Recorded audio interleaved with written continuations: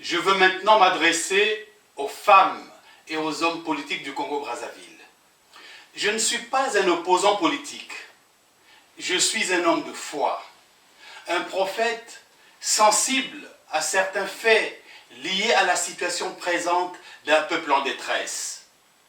Dans mon propos, il s'agit du prophète avec le devoir de dénoncer au moment opportun les traitements affligés au peuple par des gouvernants quand ces derniers sont dans l'opulence pendant que le peuple est appauvri et croupi dans la misère.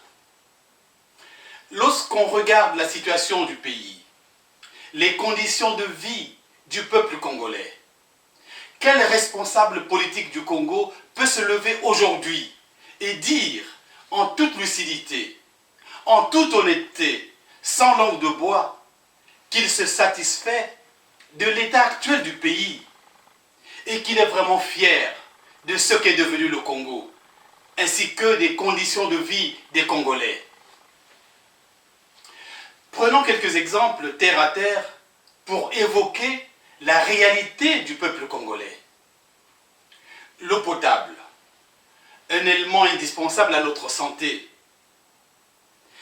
Est-ce que l'eau du robinet distribuée dans différentes villes du Congo, quand elle est disponible, est-elle propre à la consommation?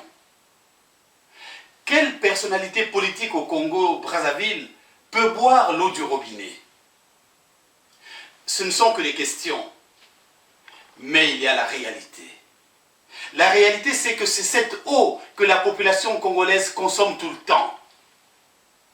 Certains diront peut-être que c'est un exemple banal en parlant de l'eau. Parler de l'eau peut paraître banal, mais nous savons tous que l'eau est essentielle à la vie. C'est même le premier médicament du corps humain. Faut-il encore qu'elle soit potable?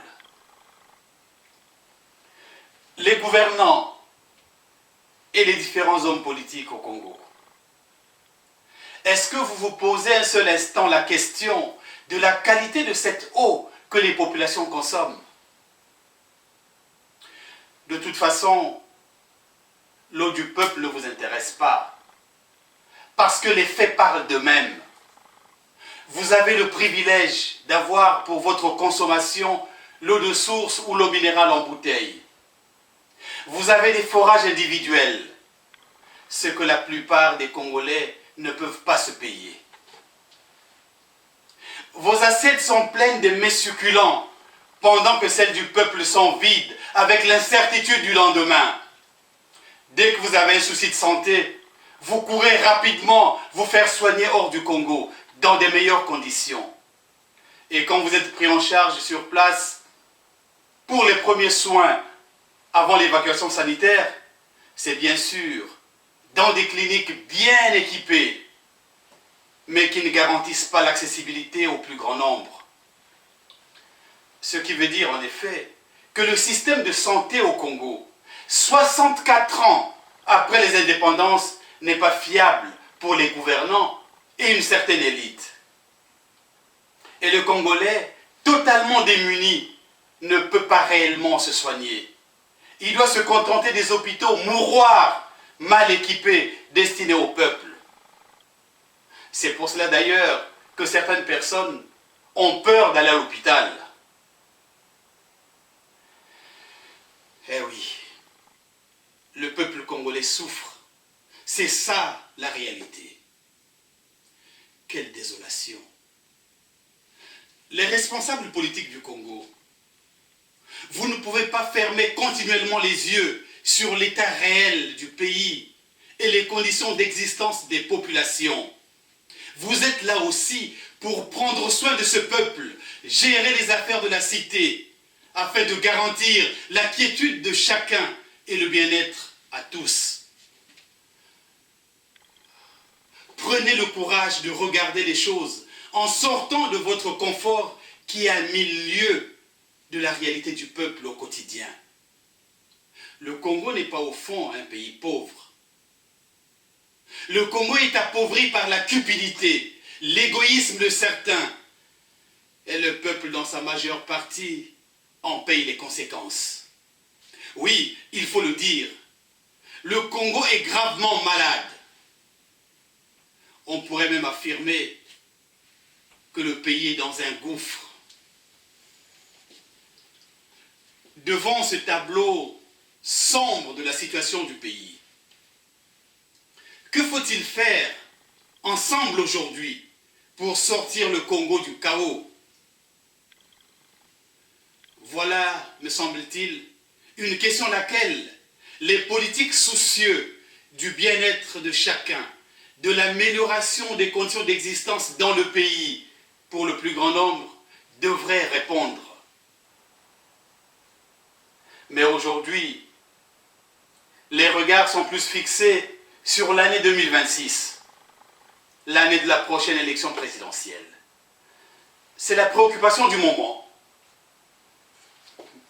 En effet, lorsqu'on observe les forces en présence, je parle bien entendu des forces politiques, et on analyse la situation dans la perspective du relèvement du Congo et du bien-être des populations, la question de la pertinence de l'élection présidentielle dans le contexte et dans les conditions actuelles s'impose. Quelle est la pertinence d'une élection présidentielle dans le contexte actuel au Congo? Faire des élections dans le contexte présent va changer quoi à l'état actuel du pays, ainsi qu'à la situation du peuple congolais? Qu'est-ce qu'une énième élection, telle que les choses se présentent en ce moment, pourrait apporter de nouveau à la nation et à la population congolaise? Il est vrai que c'est souvent l'occasion pour différents candidats et leurs équipes de se balader dans le pays, distribuant quelques billets de banque pour l'achat des consciences du peuple affamé, en leur promettant monts et merveilles. Et tous les 5 ans, on revient, on promet. En réalité, dans les conditions actuelles, l'élection présidentielle n'est pas une priorité pour le Congo. Ce n'est pas la priorité des Congolais. Elle ne ferait qu'aggraver la crise dans laquelle est plongé le pays. Et chaque personnalité politique connaît sa responsabilité. Il faut un sursaut patriotique pour mettre en œuvre le génie congolais afin de sauver le pays. En considérant la situation du Congo et la réalité du peuple congolais, je me lève maintenant comme un prophète qui ouvre la bouche de la part de Nzambi Pungutulendo, l'éternel des armées, le Dieu vivant, maître du temps, devant qui toute créature fait allégeance et de qui procède toute chose. Au regard de la détresse du peuple congolais, je m'adresse aux gouvernants ainsi qu'aux différents hommes politiques du Congo. Il est temps de faire votre autocritique en toute conscience. Il me semble que vous avez donné le meilleur de vous-même, j'en suis certain. Mais aujourd'hui, face à la réalité présente, vous conviendrez bien avec moi que vous avez atteint le niveau où vous ne pourrez plus rien apporter de plus au pays et au peuple congolais, sinon détruire davantage. Vous n'êtes pas à vous seul la solution pour sortir le Congo de l'abîme. En plus, il y a une fin à tout, car tout être humain est inscrit dans la finitude, donc limité dans le temps, et aucun humain ne peut avoir la maîtrise de ce que sera sa propre fin. Considérez donc le moment présent, tournez-vous avec sincérité vers le Créateur, le Très-Haut, Nzambi Pungutulendo qui est amour. Changez votre regard sur la situation du peuple, ainsi que sur la réalité du pays. Le Congo a besoin de ses filles et ses fils ensemble pour renaître. C'est encore possible. Alors, fraternellement, en tant que Nganga Nzambi, je vous invite à considérer avec lucidité tout ce qui pourrait participer à la guérison du Congo. Il est temps de se retrouver et c'est nécessaire.